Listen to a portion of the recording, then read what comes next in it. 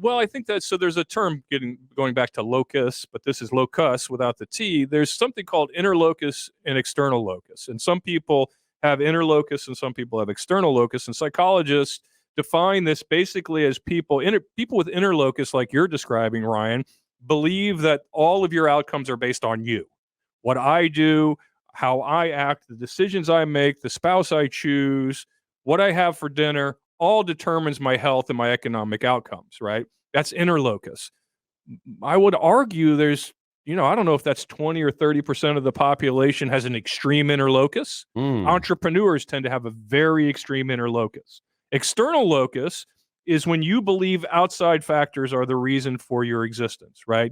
That I am living in this house that I don't like because Jerome Powell raised interest rates, or because Joe Biden is president, or because Donald Trump used to be president, or whatever your reasons are, you believe that external factors that are not in your control, like luck, where you were born, and that's not to say that there isn't some truth to the thoughts a person with external locus has, because let's face it, if you're born in Somalia, your road is going to be longer. And harder. There's zero doubt to that.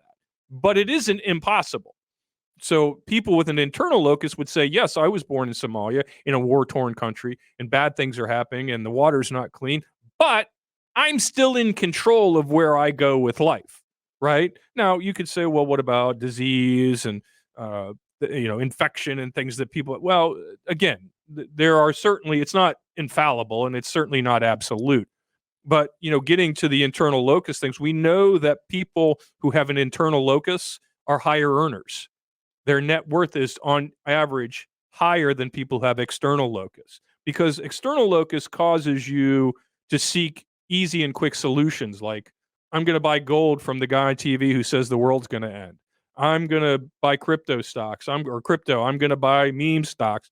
I'm going to look for shortcuts. They tend to have what they call low money awareness. They don't educate themselves. They just jump at things, right? They don't say, okay, you're telling me I should buy Bitcoin or Ethereum. And then they go, okay, I'll do it. They don't, well, wait a minute. Let me do a Google search. Let me talk to some smart people. There's a guy down the street who's pretty wealthy. Maybe I should get her opinion or his opinion. They don't do that. They actually have money avoidance. They'd rather not talk about it. It's almost kind of like if they fail, they don't feel like they tried that hard.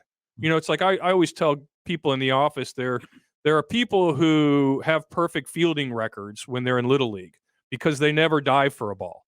They feel the ball comes right to them and they throw. If it doesn't come right to them, they ain't getting dirty, right?